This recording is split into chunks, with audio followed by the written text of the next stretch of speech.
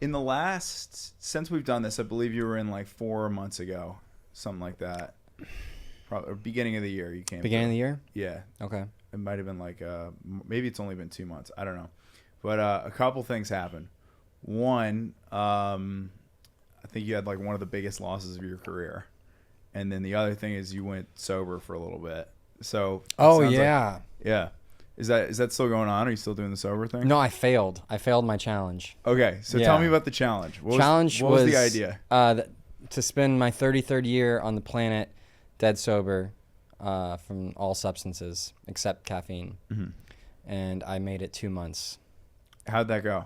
Like it was not. It was. I mean, it was kind of a boring 2 months. Like felt kind of subdued, but I was feeling good, and then some devil woman got me to crack. Mm-hmm. Or I cracked myself, but yeah. Well, I've done a few like 40-day sober challenges, and I feel like it always kind of goes the same way for me, which is at the beginning it's way easier than I thought, and then like about a week or two in, I'm just feeling fantastic. Like you have your first weekend where you're not hungover. You wake up on Saturday morning early, you're ready to go. You wake up on Sunday morning early, you're ready to go. Like you're like, this is the fucking best. I don't even know why I go out. Mm-hmm. Like I feel so recharged. I have so much energy. And then you get to about week 3 or 4 and you're like, I'm bored. I don't know how to meet women sober. I feel like I'm getting hit up to do stuff and I just like don't want to go hang out at a bar sober. And you're like, I don't really feel like reinventing my entire social scene just so I can do sober activities. Yeah. So I'm just kind of going to spend a lot more time alone than I otherwise would have. And then I start to get really bored, and then I kind of start to miss it. And then by the time I get back into it, I'm like stoked to drink again. Yeah, I was enjoying the sobriety. The hangovers particularly is what I enjoyed not having. So every morning waking up feeling fresh and good, like it kind of made up for the boring night beforehand. But I don't know. I had a hard time staying the course, and it cracked. I don't feel like I know what you set out to do was a year, but I feel like still, even if the goal was really lofty and like you didn't achieve it, doing 60 days dead sober, that's like a huge learning experience. That's a big thing. Yeah, I've done 3 months before, and so.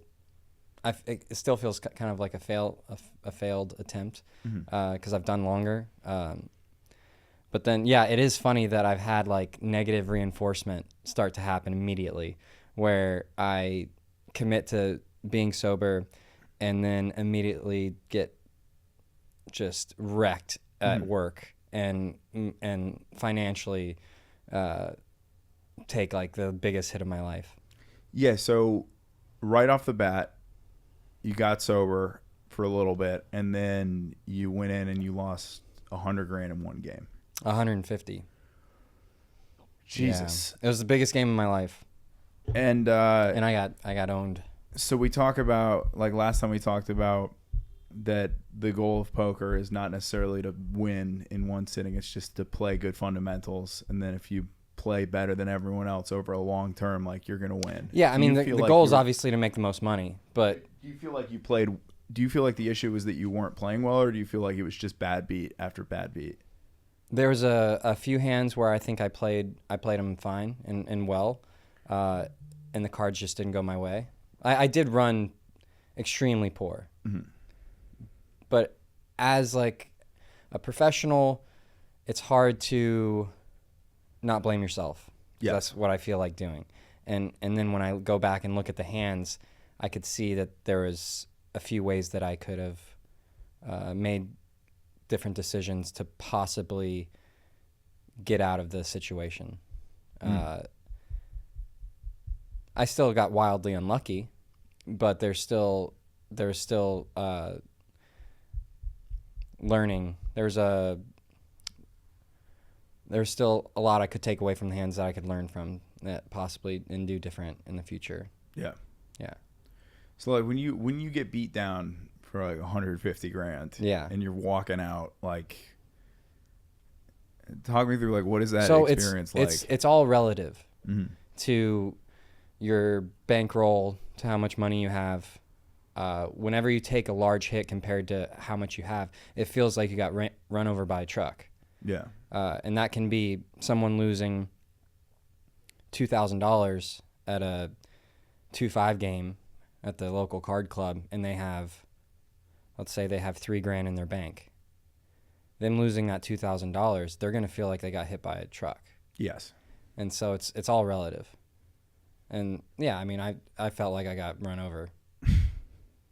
Yeah, it's got to be fucking terrible. So, you were talking earlier about how like sometimes you have people that will bankroll different like games that you're playing. Sometimes you have like sponsors. Were you sponsored that night, or was that like I had friends cash? that took pieces. Okay. So there's a difference between being staked and then selling pieces, which it's all about reducing the variance. I still lost a very large amount of money, but it wasn't the full amount that I could have lost. Yeah, dude. I mean, and then what's the plan for like coming back from something like that? Are you going like, okay, I gotta fucking win it back right away? That seems like, for me, as a shitty gambler and a person that doesn't know what I'm doing, right? My plan would be like, I gotta go win this back right now. Are you just like take the L and then we're just gonna keep playing the same way that we were playing and try to win back over time? Yeah, earlier on in my career, it would definitely be, I need to go play again immediately and try to recoup the losses. But no, now it's more of a, when you take a big hit, you want to just take a step back and regroup. I think the next day I immediately went to the gym and got a good workout in, and then took maybe 2 days off and just didn't play and just reset. Yeah, dude. The reset, I feel like, I don't know. I've been playing a bit of chess, and I feel like when my rating goes down a lot is when I get beat and then just immediately play another game, and I'm just like trying to win again. You're trying tilting. to win tilting 100%. Yeah. You're getting just fucking smoked, Mm-hmm. and there's nothing you can do, and you're like, I want to win right now, rather than being like, all right, we're gonna fucking go meditate, spend some days in the woods, think back in the game. Is there like a studying process after you get beat down like that, where you sort of rewatch the live stream and go like, all right, that was a clear Yeah, fuck immediately, like I watched the hands and I thought about what I could have done differently. Mm-hmm. But then you have to be objective, and there was a hand where I lost a massive pot to this guy named Tesla, and I think I played it perfect, and I just happened to lose the hand. Mm-hmm. And I was happy with the way the hand played out. That was just the cards just didn't cooperate. But then there was another hand where I lost a $120K pot, where I feel like I could have made a different decision on the turn, which I might have still lost, but it would have been a more profitable decision, I think, in the long run. So what was the decision that ended up getting made? It was a spot where my opponent was clearly bluffing, and I had a great bluff catcher. I had 2 10s, and he raised the flop to 18,000 after a $6,000 bet, and I just called the $6,000 bet, and he made it 18,000, and it was a spot where I thought he was clearly full of shit, and so I went into check call mode, and I was just never folding to him, and the turn brought. So the flop was 6-6-3, and the turn brought the 5, an offsuit 5.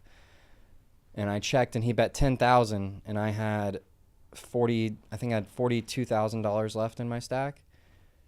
And because my plan was to just check call down to the river, it kind of blinded me to the fact that the turn brought equity for a lot of trash hands in the form of a straight draw.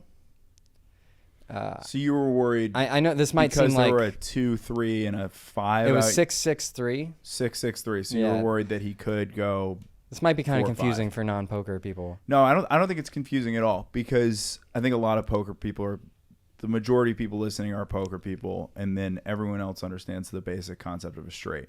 So like 3-3-5, you would be worried about 3-3-6. It was 6-6-3. 6-6-3. This is why you do this professionally and I don't. Yeah.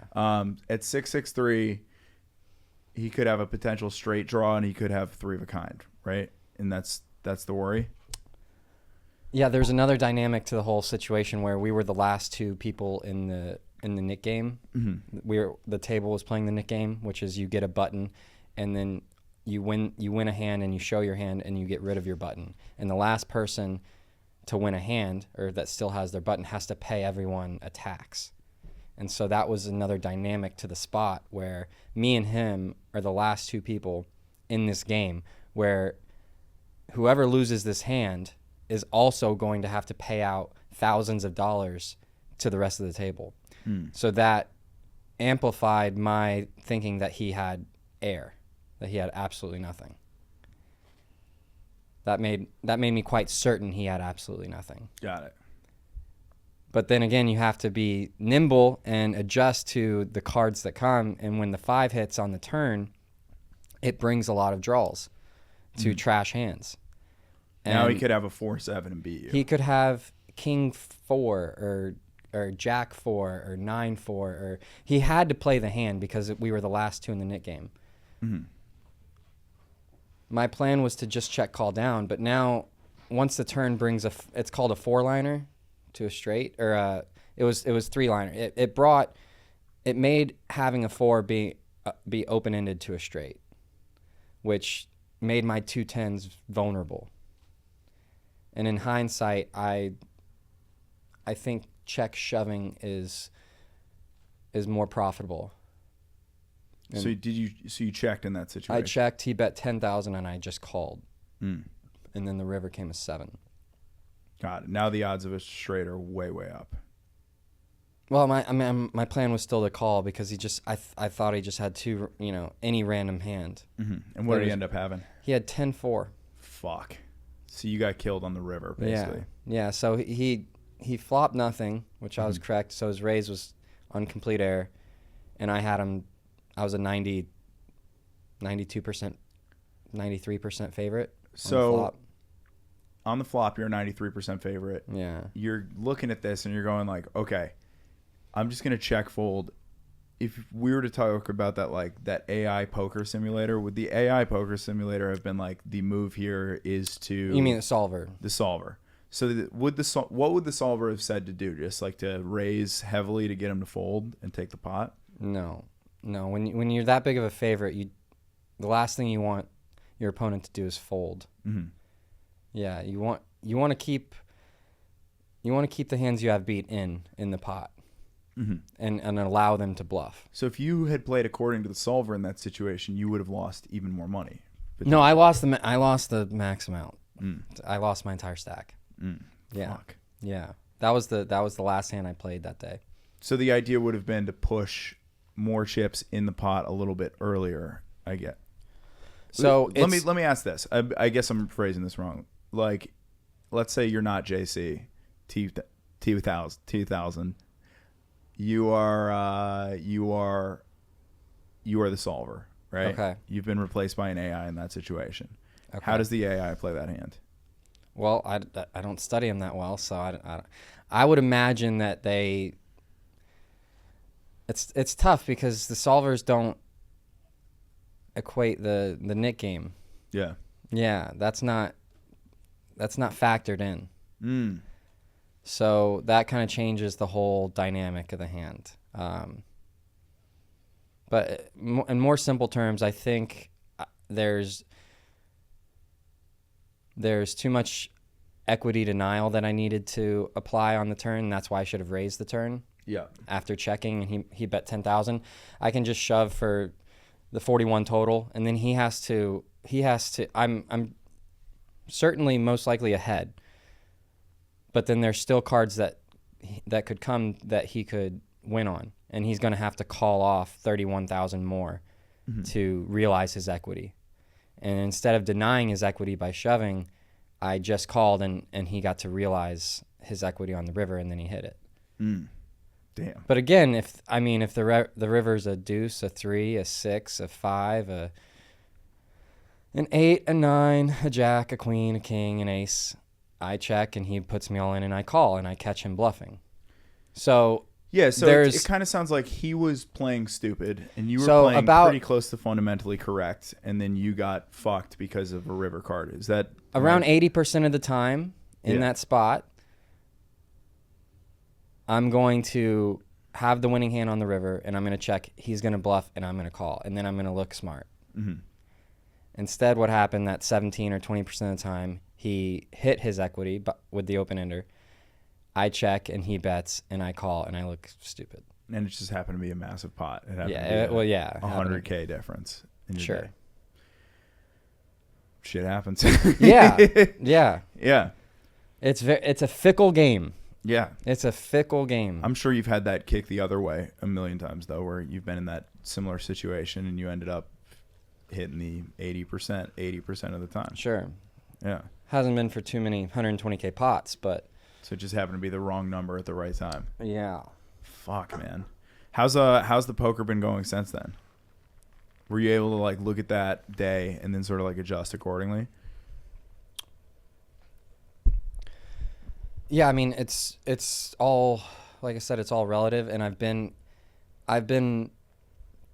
run over by a truck in my poker career so many times that the feeling is familiar. Mm-hmm. And so within a day or two, I was like, okay, next game. Well, you were talking about like getting run over last time. And the last time you were here, you were talking about getting run over because you were 23 years old on coke, drinking heavily, and getting blown out at like a high-stakes poker game. Sure. And in this case, you're not drunk. You're not on coke. I was dead sober for... Correct. Yeah, I was dead sober. You were playing correct, and you were dead sober. Yeah. So it's a different experience than the other truck times. It's easier to swallow. Mm-hmm. Because then you don't blame yourself as hard. You also don't have a coke come down to deal with. You get to wake up bright-eyed and bushy-tailed the next day. That's true. Damn, son. My boy got hit. So what do you know right now as a poker player that you didn't know? Or not even as a poker player. What do you know right now that you didn't know 3 months ago? I don't know if I've learned a whole lot in the last 3 months. Yeah, I feel pretty similar. How about this? What do you know right now that you didn't know a year ago, 2 years ago? Have there been any big revelations where you're like, holy fuck? Not really. No. I mean, my business and my careers is focused around getting into good poker games and building relationships with genuine people that tend to be wealthy, so that the poker games can be on the higher stakes side, and the outcomes of the games don't really affect them that much. And so it's not Tony Soprano with the ZD boxes for the high school gym teacher. How much is he into us for? About $45 is a ZD. King of Hearts.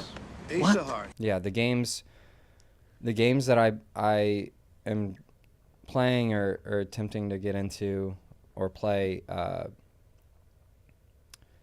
majority of the players are there for recreation and to have a good time. Everyone's super competitive and no one likes losing. Mm-hmm. But it's a drop in the bucket for these people. And for me, it's career building, and it's extremely meaningful for my life. But yeah, a lot of the people I play with are extremely wealthy. That helps. The whales. It's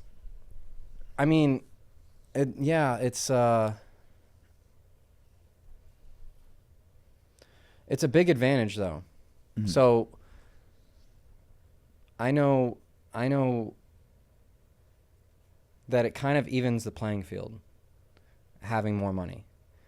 When you're playing cash game style of poker, having the bankroll to freely bet any amount you feel like betting at any given time is a huge advantage. So I've seen and I've experienced we call it getting money whipped in spots where someone much wealthier than you, though they might not have as much skill, can apply an amount of pressure to you that you're uncomfortable with. Yeah. And then they can move you off hands. So that levels the playing field. That brings... It's like playing blackjack when you know it's a financially... You know statistically it's a good situation to double down, but it's your whole stack. And you're like, fuck. Yeah, I do not want to do this. Yeah, you can't think of it in the monetary value. You have to think of it as like the... in numbers. But we're not machines. So when someone puts you to the test for... a percentage of your net worth, and they're sitting back laughing, it really levels the playing field. Yeah. And so it's a battle. I mean, poker's war. So do you go like in those type of situations? That's when it's probably of great benefit to have some sort of like bankroller in that situation where it's not, even though somebody's putting the pressure on you, it's not. There's bankroll. There's bankroll management that applied properly keeps you out of those feelings, keeps you away from those feelings. But then there's life that comes along and says, hey, you can be in this great game right now, but you're going to have to go outside of the bankroll management steps or the rules. And you're going to be able to play this large game with very good action players, but you're going to have to put way more on the line than you should. And being anyone that goes off the path from a 9 to 5, they have that inherent like gamblers mentality where they're risk takers. Yeah. And so I've always put too much on the table. Because the career itself was a risk. Yeah. Yeah. I've always had a high risk tolerance. I feel that, dude. I feel like I'm gambling by just making comedy my career right now. It's why I'm trying to get a day job. I'm like, I need some sort of like leverage on the other side to make this a little bit less of a bet on my whole life.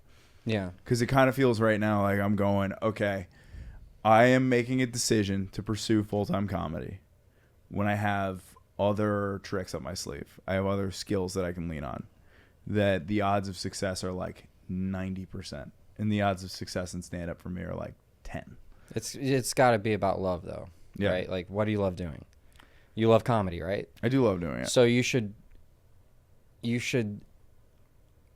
always do that and then do what you have to. I feel like I agree with the doing what you love thing, but I feel like there are plenty of people who love comedy or love poker that don't feel like they have the skill set to back it up.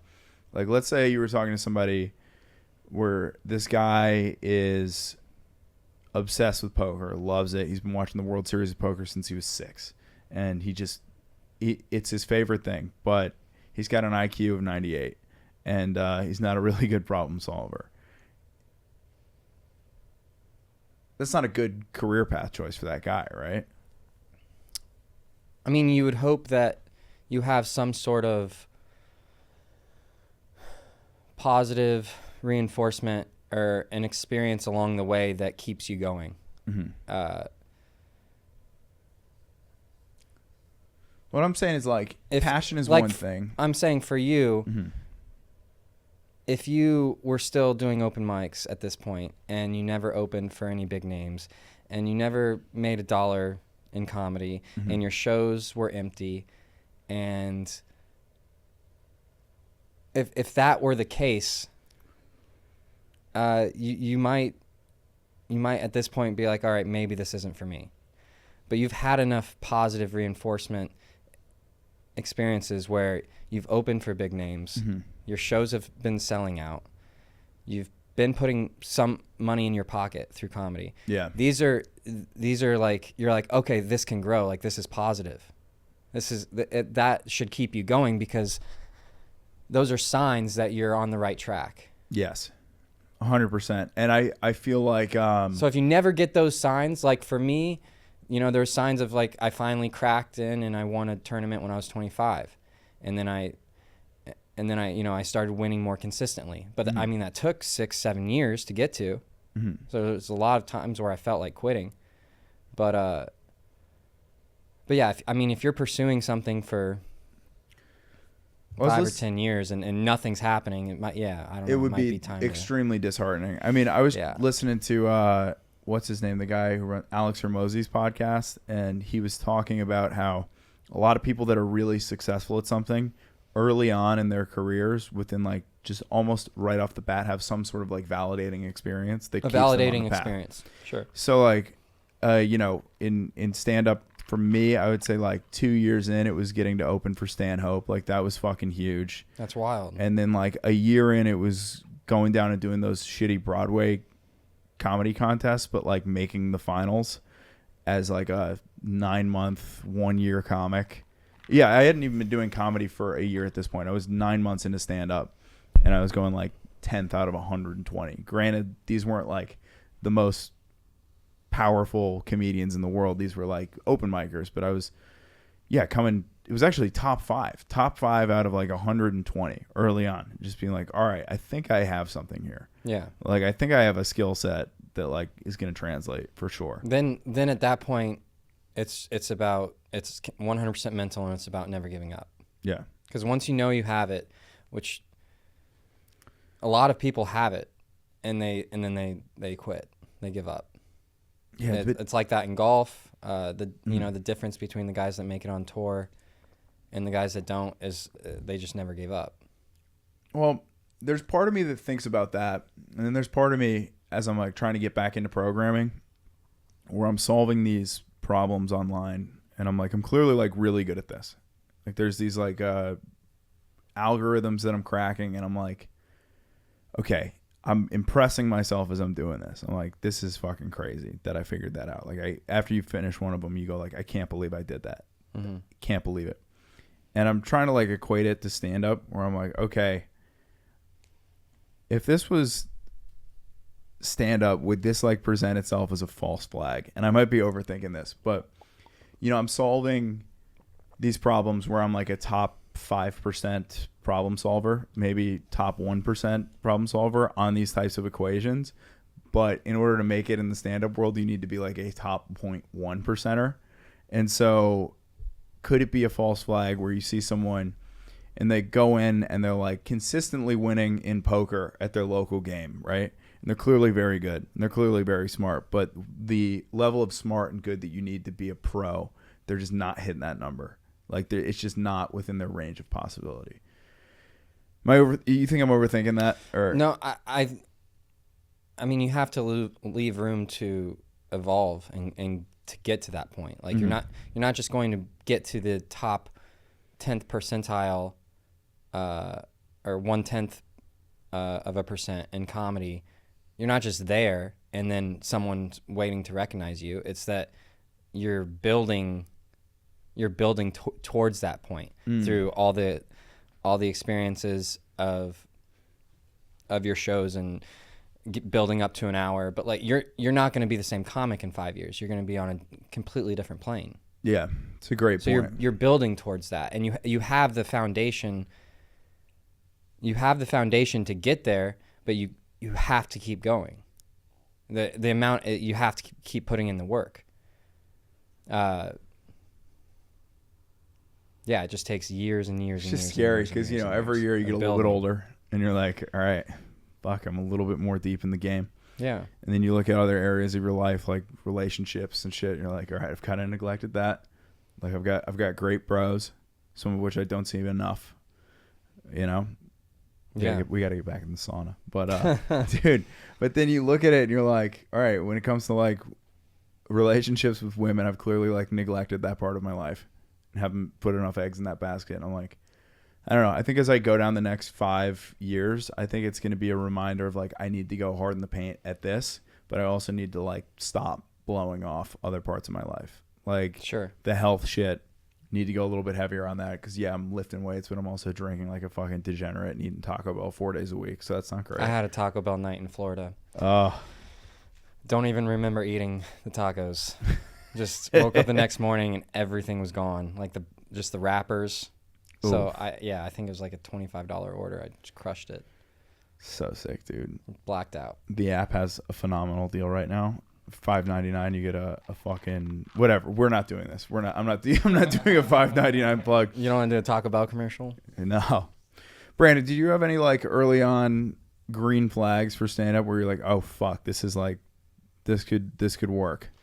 I just in Orange County I was like instantly booked. Like I did like my first 2 or 3 mics and then I was just on shows and I was like, oh okay, this is like going well, but I don't know. I feel like I've not had any like crazy monumental. I had like a big one the other day. I followed Theo Vaughn and did well, which was like a cool moment. Yeah. Wow. Because he bumped me, and then everyone in the green room was like, "All right, let's go watch you bomb." And then I had a really good set, and everyone was just like, "Damn, bro, I didn't know like you had that in you." And that was like a big one recently, but I don't know. I feel like I've had a very like weird, slow, nothing like too big, but a lot of like small positives that are enough to keep going. Did Theo say that? What? That he didn't know you had that in you? No, he was like, good set, dog. But then like Bianca was like, because she asked me, she was like, do you want Theo to go before or after you? And I was like, well, obviously after me. Yeah. And I was like, but I'm not a bitch. And she was Yeah. like, oh, you're not a bitch? All right, he's going before you. Sick. And I was like, all right, it's time to So you were nut at up Sunset too. Yeah, it was like it was one of those nights too, like 115 people packed out Friday night show. And Theo walks in and everybody loses their fucking minds. Dude, it was right? insane. I mean, when he came in the green room got weird. Like it got that all of a sudden everyone was like, oh yeah, no, go, that's such a great idea. Oh yeah, everything you say is so perfect. Everyone became yes people. Yeah, 100%. And then he went up and like the noises that people made when he just walked on stage. He got a standing O going on and a standing O going off. Like sick. Just because he's Theo fucking Vaughn. So when you went up after, did the room start clearing? No, because it was like a showcase and it wasn't like a long one, but I had to go up and like address it, but not also. You can't like. You can't cede territory too much. Someone gave me good advice, and whoever did, thank you, because I don't remember, but I remember the advice of like, hey, go up there and acknowledge it, and then stop it, because nothing's more sad than the person who's like, I'm going to talk about Theo Vaughn for 3 minutes and how he's so much better. Like half your set is about him. Yeah, and how like, oh, I'm not him, and then the crowd's just going to be like, all right, yeah, you convinced us. You suck compared to him. Yeah.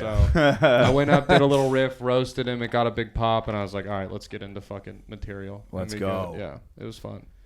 Dude, it's That's moments awesome. like that, man. We were like, oh, fuck, here Even we go. at PIA last year when me, you, and Spencer advanced in that first round, that was like That was maybe the best night ever. Yeah, that was a good fucking moment. The Golden Knights won the Stanley Cup that night too. Yes, they did. Yeah, that was a fucking great night. Dude, fuck yeah, dude. I miss comedy, man. You do? I think I've done like 40 total mics in my life, and I've really put all my time into poker the last year and a half, 2 years, but I miss it. I remember you making that decision because I remember when I met you, you were trying out open mics. And there was a day that we were at Squatch and you were like, okay, I'm basically just decided like I need to get way better at poker. So I'm just going to focus on poker. Yeah. And I feel like that's when you started smoking it. Like you started crushing for a little bit. You had that crazy run at the beginning of the year. Mm-hmm. Yeah. Dude, it's tough because I understand the feeling, or it's like it's really hard to be really good at two things. And it's hard to be like great at one thing and even okay at something else. Yeah. Well, there's only been a few things in my life that I felt that excitement and spark with, and it was golf, and then poker, and then when I started doing comedy, I felt the same spark of obsession, interest, love, fear, all of it. Like what is this? I want to do it. And I felt that in poker, and it took like that spark hit at 17. I didn't become a professional or start doing it full time till 25. So it's almost 8 years between the two. And there was years of playing and loving it and trying to get better and learning and waiting tables and doing all this other stuff. It was always like I had the passion to do it. I just didn't have like the skill set yet or put enough time into it. And I feel like that's the same with comedy, where I have this love for it, and I know from golf and poker the amount of hours and time and years it's going to take to get any good is extensive. And so I'm excited to like dive into it one day. I gotta see poker. Well, you know the through work, first. which is a blessing and a Yeah. curse. Like I feel like it's standing on the start line of like stand up and having no idea what's gonna happen and what it's gonna take and like just Sure. like the amounts it would fuck me up mentally, but also like make my life really fun and interesting. Like if I knew some of the beat downs that I was gonna take, like I'm Yeah. talking nights where you're like, I don't know where this is gonna go. I'm terrified of like where my life is headed. I'm not getting booked enough. My bills are not getting paid from this, and all my eggs are in this basket right now, and there's nothing going on. I had so many of those nights in poker. Dude, it's terrifying. So So you're many. standing on the front line of stand-up, knowing both of the lines for golf and poker. Yeah. Like what it's taken, like what those feelings are like, what the L's feel like, also like what the triumph is and like where you can actually go with it. So you know that it's possible if you put the work in. But you also know how fucked up you're gonna get. Yeah. Like, Well, so that's why blessing and a curse. The beat down I took, the downswing that I was just on, I have perspective now, and I've been through enough of those swings to know that like there's nothing to freak out about. You know, life's gonna go on, and you're gonna be back on top of a mountain soon. I'm just saying, if I was standing at the beginning and I knew what year 5 was gonna look like for me, like You don't know if you would have kept going. it would have freaked me out. I mean, this has been a great one. 2024 has just been off to a great start so far. It's been really awesome, but just like 5 years in, just like the brutal depression, like, man, early 2023, a horrific depressive episode. Yeah. And then it coming back again. And then the Dude, wait till you make it, and then you're still depressed. fuck you, dude. Don't No, put that- I'm serious. Yeah. You don't hear all those stories? How many people get everything that they want, and then it, you know, whatever, it lasts a few months, maybe a year or two, and then all of a sudden they feel exactly the same I'll way, tell you why I and don't they've think and that's they've gonna achieved happen. everything. I'll tell you why I don't think that's going to happen. It's because I've stopped putting the reason I was getting bummed out, and I figured this out, was because I was saying I will be happy when Yeah. about everything. I was saying my mental health stuff will clear up once I get a therapist. I will stop freaking about at comedy when I get this. And the reality is that if you put a finish line to like those type of problems, it doesn't go away. You just get more caught up in the bullshit, and you get more fucked up mentally. Yeah. Because I you're not doing it. I was just talking with a billionaire, Mm-hmm. and we were talking about the same thing. Being unhappy is just a part of being human. I think being unhappy is fine. I think the crippling depression came because I was saying I'm going to be fine when I get something. And the moment it actually got better was when I stopped being like that. I said, I don't care about my mental health.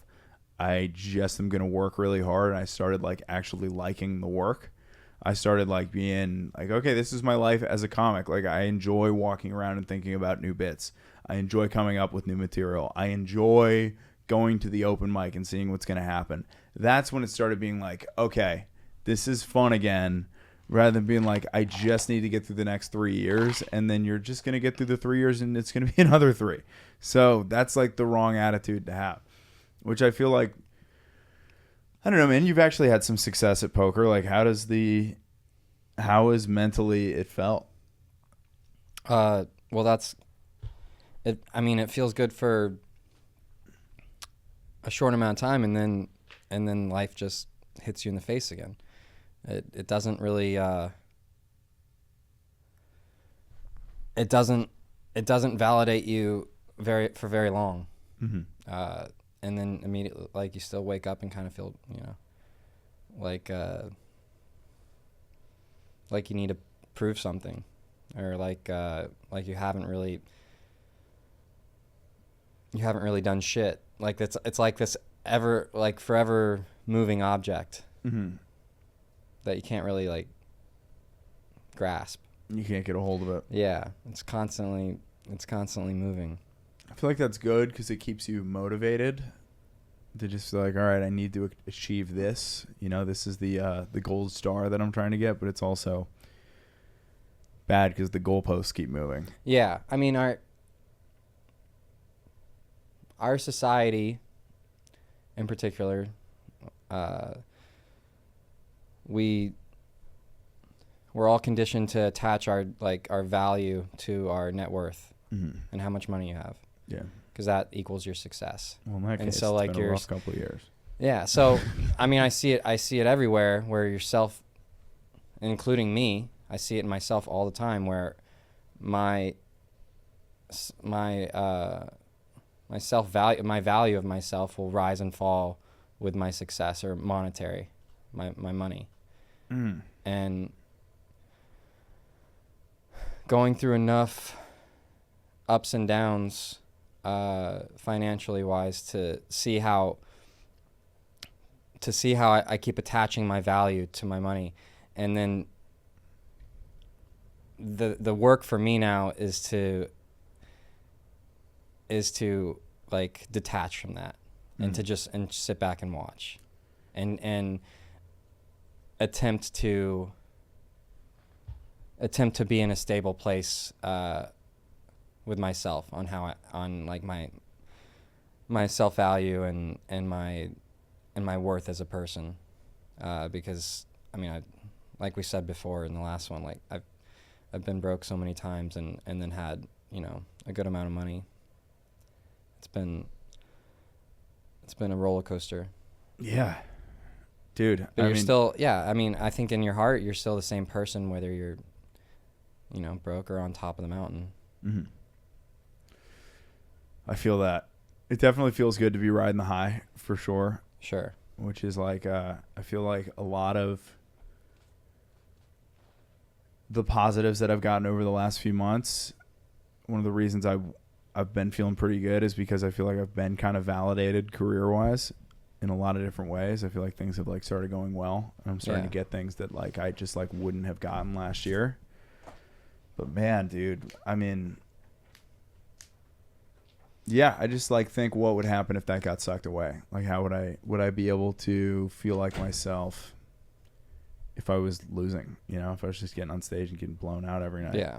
And get up there and that's why you should put your self-worth into your values and how you treat people and how you make people feel. Yeah. That's what matters. And the success and the money will come eventually. It's really hard making people feel good in stand-up because I feel like when it comes to like fans and people that I like and people that come to the shows and my friends, that's easy to make them feel good. When it comes to other comics, it's really hard because so much of like comics validation for themselves comes from just like getting booked and getting work and stuff. And there's people that I just can't give work to because they're just not good enough to be on the stuff that I'm putting on. We've talked about this a lot. Yeah, we've got a standard that we're like trying to uphold, and it's like you look at the last Hidalgo and the lineup was unbelievable, and you look up the lineup for Sapien tonight and the lineup's also fucking unbelievable. It's a great show. And you have to deal with a ton of people that are delusional. Yeah, like John Carden's opening the show. Casey Rocket's closing it out. Like it's a murderer's row, top to bottom. And I've got people that are like my friends that are doing great, like Brandon's crushing it, and then you got like dudes like Spencer Cavins and Dean that are fucking monsters that are my boys, and that rocks. And then you just have people in the DM asking for spots, and you're like, they're just okay, Yeah. It's like that in poker too. Yeah. It's usually the ones that talk the most. That really want to convince you that they're good. Well, that one, there's a physical line, right? This is how you've been playing. And, I mean, what is the advantage for them convincing you that they're good? I mean, I feel like it's a disadvantage, exactly. Right? And then they talk negatively about other players. Crazy. Like the best players, I've played with some of the best players in the world, and they don't negatively talk about other poker players. I catch myself doing it and stand up a lot. I'll shit talk people, and I regret it every time I do it. I go, "You fucking." There's asshole. A way to. It doesn't help your game to call someone else an idiot or this retard did this. Like, Yeah. that doesn't help you connect with the person. That doesn't help you build a relationship. It doesn't help you get inside their mind and try to play better versus them, to just put them down. Even though, like, what they could be doing is idiotic, it's still, I think the better poker players are able to sympathize with them, and I mean, it helps them to understand them, to sympathize and to relate, and then ultimately, I mean, it kind of I think it increases their own win rate. But well, I think you can catch yourself in that in stand up too, which is like you go to the open mics and you see some fucking guy that just doesn't have it, right? He just sucks and he's never going to figure it out. And you're watching him go up there and you're like, look at this fucking moron. You know, look at this dumbass. He's just stinks at comedy. Sucks for him. Shouldn't be doing that. You probably should just not watch or pay attention at all. Like, or he's just at a certain level that he hasn't gotten past yet. well, there's some people who never hit the Who will next never level. graduate. It's like marathon running, right? There's people where they start out and they run a 10-hour marathon where they're not capable of running a marathon, and then they get it down and they run a 6:30 marathon. And it's like, that's great, good for you. If you're not a pro, like you'll never be there. And I think about those, like Jerry Seinfeld said his favorite sport is track and field because he likes the objectivity of it. Like, he's really into the fact that, like, either something works or it doesn't. Like, a guy's either fast enough to be the best or he's not. And I think that kind of kicks ass. Like, there's something really cool about, like, the fact that you can look at a track and field athlete and you can go, okay, this guy ran a 19-second 200 meters. That's the best in the world. That's unbelievable. Yeah. That's a world-class athlete. And then you look at someone who runs a 22. And you go, that's fucking crazy fast. That is so much faster than I could ever run, but it's not world-class. It's just not what you need to be the best. And I think with, like, these two things, it's really hard because you can show flashes of greatness. Like, and I think that's what's freaking me out right now is, like, do I have the stuff to go all the way as a comic, or am I just showing flashes of greatness that are coming from just fluke situations? Am I winning the big pot on you, even though I had the 17% chance of winning and I caught the river? Am I just catching the river? You're getting lucky. Or am I, like, fucking, am I as talented as... But I mean, it's kind of wasted energy to think about that. I feel like you should probably just focus on the work and see where that takes you in 5 years, 10 years. What I'm saying is, what I've noticed is the amount of losing poker players that sit around and talk about how bad everyone is. Yeah.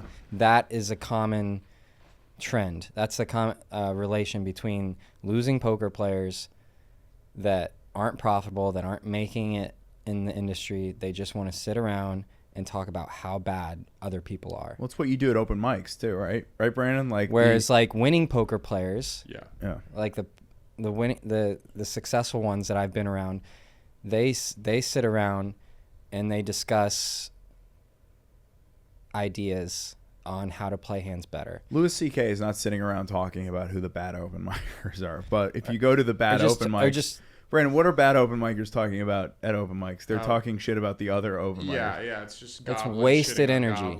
It's crabs in a bucket, dude. Yeah. It's so much wasted energy. I don't think it does anything positive. I mean, I love talking shit, and it's like one thing to do it with like your boys when you're having like a beer, but to go somewhere where you're trying to be creative and better yourself, it's like a negativity you don't need, especially with comedy. It's such a silly, goofy thing that if you're just being a hater and angry all the time, I think that affects your comedy. Yeah, absolutely. I think you look at some of the comics in the scene like funny guys, but they're like bitter or assholes, and you see how negatively it affects them. And it's their own doing, which is the sad part. But there's kind of no, arguing with those type of people. Yeah, there's no sense in it. No.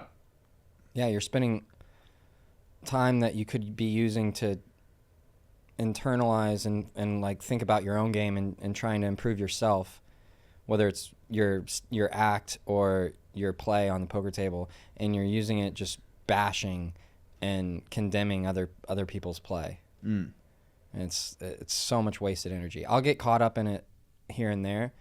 Who doesn't? It's impossible not to. I try to stay far away from that as possible, because I look back years and years ago, I did the same thing. And it stems from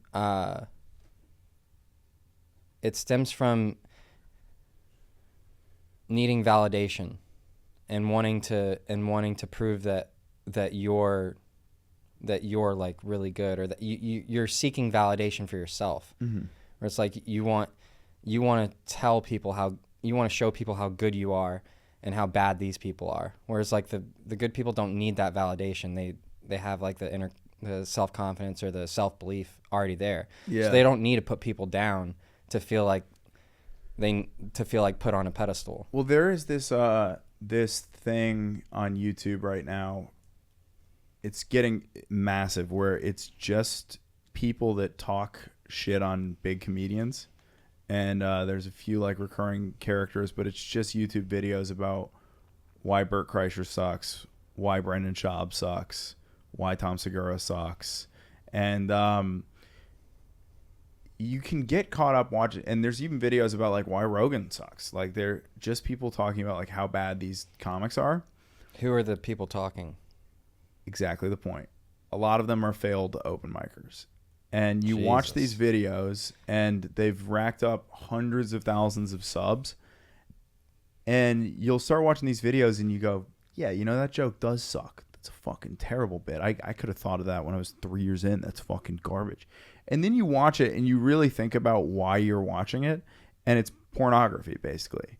It's just like a weird form of external validation. Yeah. Arguably the weirdest form, where it may as well be a video of you watching it and some guy on a YouTube screen going, "You're great, Joe Bagley. You're great, Joe Bagley. Keep doing what you're doing, Joe Bagley." Because what you're doing inside your head when you're watching this video is you're going, that guy fucking sucks. That guy sucks at what he does. Fuck him. He sucks. He sucks.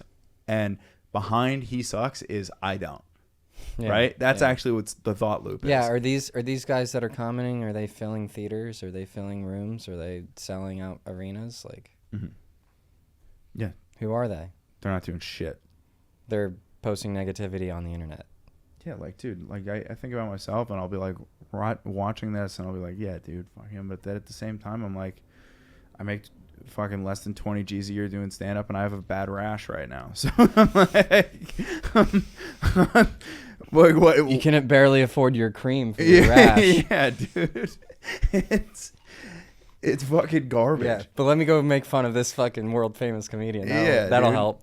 Yeah, let me talk about what I like listening to is these stories that they have about when they like were so close to quitting. Shane Gillis has one where he was on the road doing shows, just miserable, depressed, wanted to quit so bad, and he's like 8 years in. Yeah. And now look. Tell you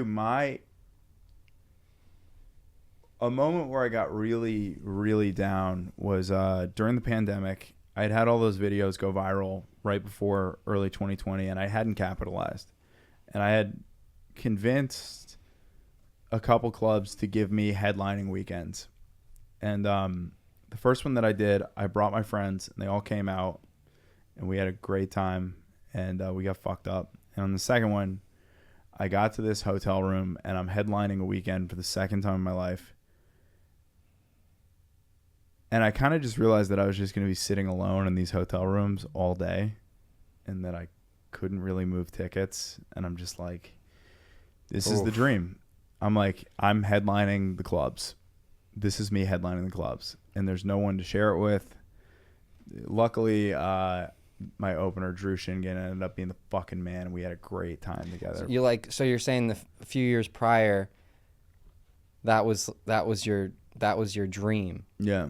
That was going to make you happy. Like you were going to be so pumped if you ever got to that point, and then you got to that point and you're just like miserable sitting in a hotel room alone. Miserable, and I'm like, oh, this is the dream. Every weekend. I don't know if I could get on a plane and go to, at the time, Bradley International Airport, check my bags, and fly out to fucking whatever comedy club and sit there and then fly back. And you're like,